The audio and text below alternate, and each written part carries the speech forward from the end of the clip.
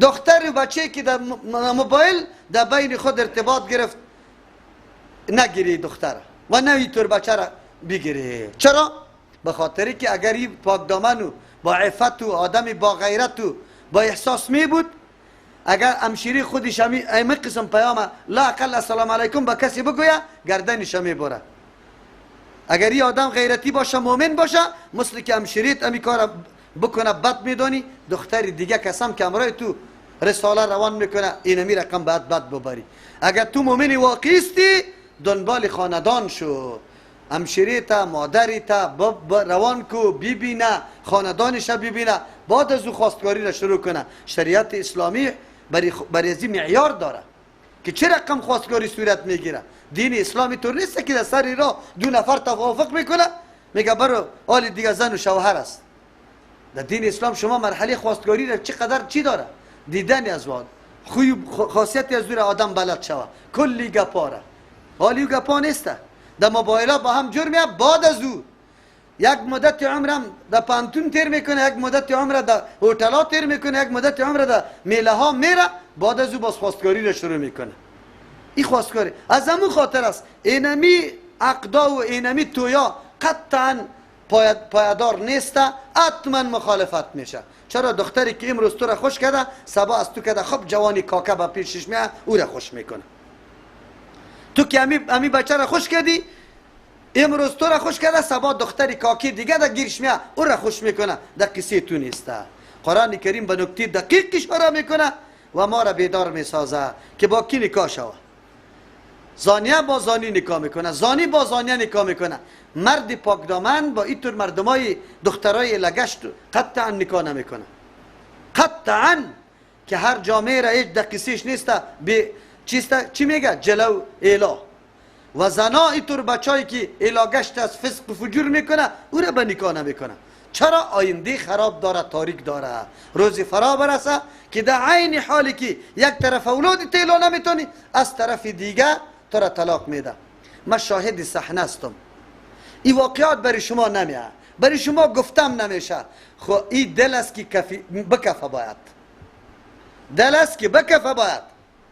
دختر چی میگه؟ طلاق به خاطر میده که من تو زن دوم گرفته و بعد از او طلاق داده، دو اولادم داره، لیکن به خاطر چی طلاق داده؟ گفت من تو را گرفتم که زن سابقین واری برام زنا پیدا کرده، برو. نعوذ بالله.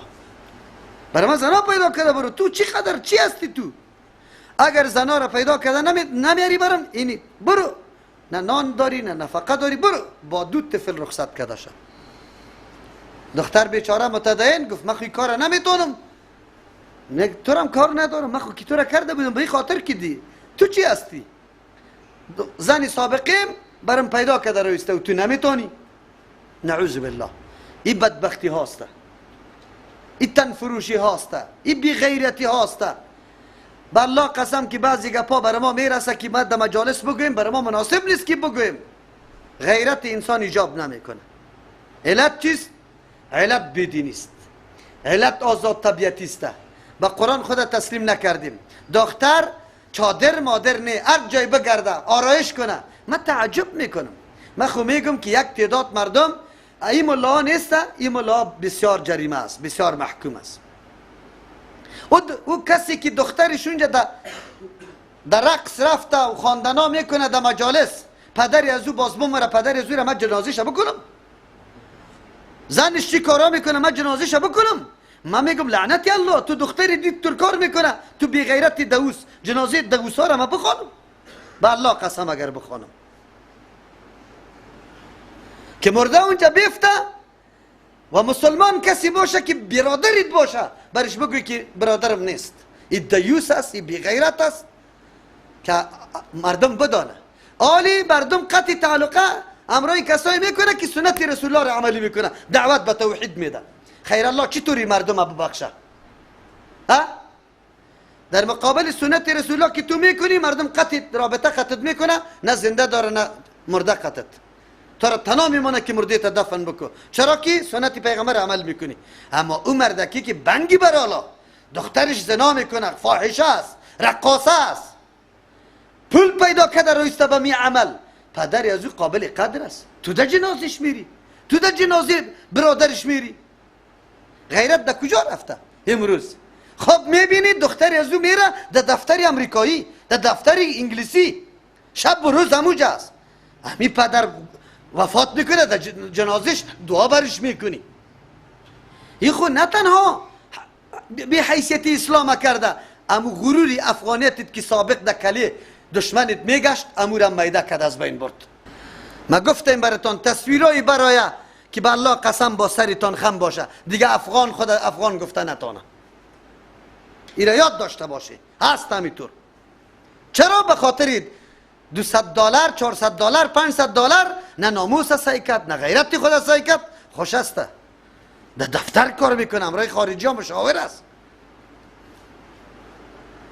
قرآن کریم میگه پار همونطور نمیگه. کسی که غیرت داره به الله قسم راستی تا بگو همشیره دختری دمی کار بکنه باز ماندنیش هستی. قرآن کریمی کل احساسات در نظر گرفته، یه احکام مرتب کرده، یه حکم روان کرده، کلی ازیره. اما امروز برو دیگه هرچی که میکنی بکو. معتبر کیسته؟ امو کسی است که بی غیرت است، دوس است، نام مردم بد کرده، امو پیشتاز است. غیرت ها کوچ کده آلی. الله رحم بکنه. تا این اندازه را کوچ کده تویا میشه. او تویا با کدام سیستم میشه؟ راستی تا نبگوی. عروس هم میرقصانه، امروی مردم دیگه چکچک کده رایسته. یک کلپ کسی از امی افغانای ما از روسی را برای من نشان داد، به الله قسم تعجب کردم که یام خدا مومن میگیره، یام خدا مومن میگیره. کاش که امو عروس دستا تایی جلوچ او رقص میکنه، او دووس امو شوهرش قطی جوانای دیگه. الله اکبر، بسیار سخت است. مچم که این حسی غیرتی از یا کجا از بین رفته، کدام طرف رفته، کوچ کرده. خوش است که ما توی کردیم. بله دخترایتان نگاه کنی، به مو کسایی که در غرب زندگی میکنه دمو بده که سالا شراب خورده، سالا زنا کرده، حتی همو مردی و شهوت هم آلی دیش باقی نیسته، به مو داده بره، برای امازوا داده بره. چرا که زندگی خوب داره. سبا روز مرم در امریکا دعوت میده. البته کلی مردمی که در خارج است ما بد نمیگیم، الحمدلله. در خارج افراد ما داریم که اسلامیتش، غیرت و شهامتش همیالی در او کسی که در اینجا است هم پیدا نمیشه.